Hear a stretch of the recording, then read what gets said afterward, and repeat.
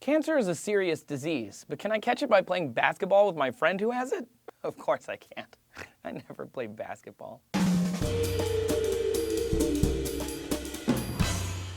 What's up, guys? Trace here at the YouTube space in Los Angeles. Just, changing things up a bit, trying something new here at DNews. I was being glib earlier, but it's not entirely a joke. In the 90s, a lack of education about the HIV and AIDS epidemic in the US saw people believing that they could contract a disease by sharing a basketball with Magic Johnson. Now, some media outlets are repping the news that cancer might be contagious, but stop worrying.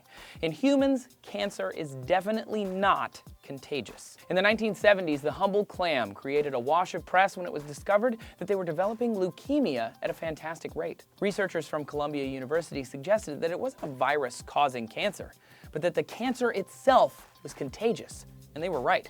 Contagious cancer is extremely rare. With only a few exceptions, the cancer cells themselves are host-specific, meaning if an organism dies from cancer, the cancer dies too. Scientists found this new contagious cancer when they scooped up these maladapted mollusks and tested their tumors, finding that they were all the same genotype. These tumor cells were clones. They believed that a sad little clam developed a type of cancer which somehow continued cell division outside of the clam's body. The tumor cells divide and are swept away in ocean currents, occasionally encountering other clams, latching on and dividing more, causing cancerous tumors in previously unaffected clams. This is like a clam nightmare scenario. This is only the third time scientists have found contagious cancers, but don't worry, again, none are primate-born. 11,000 years ago, genetic maladaptation in a dog evolved and was spread to other dogs. Just like the clams, it somehow was able to jump from dog to dog, and it actually still affects them to this day. Yes, dogs can catch cancer from each other.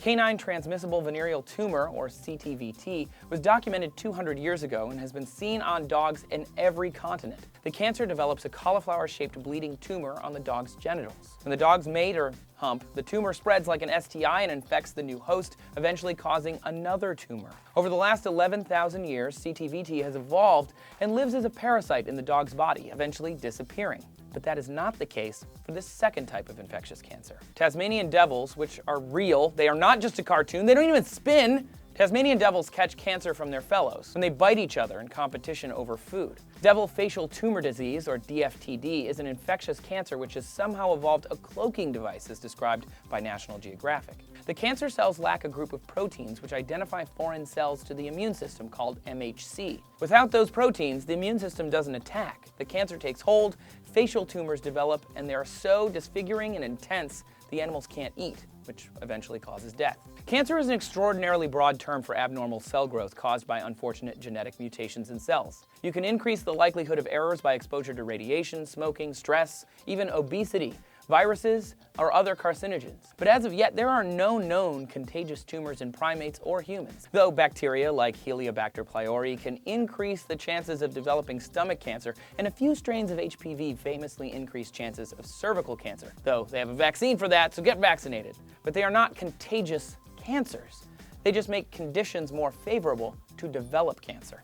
What do you want to know more about? Do you have a science question, an idea for a future DNews? Let me know in the comments, and while you're thinking about tumors, why not learn exactly what they are? Because some are benign and some aren't. You might just have one in you right now.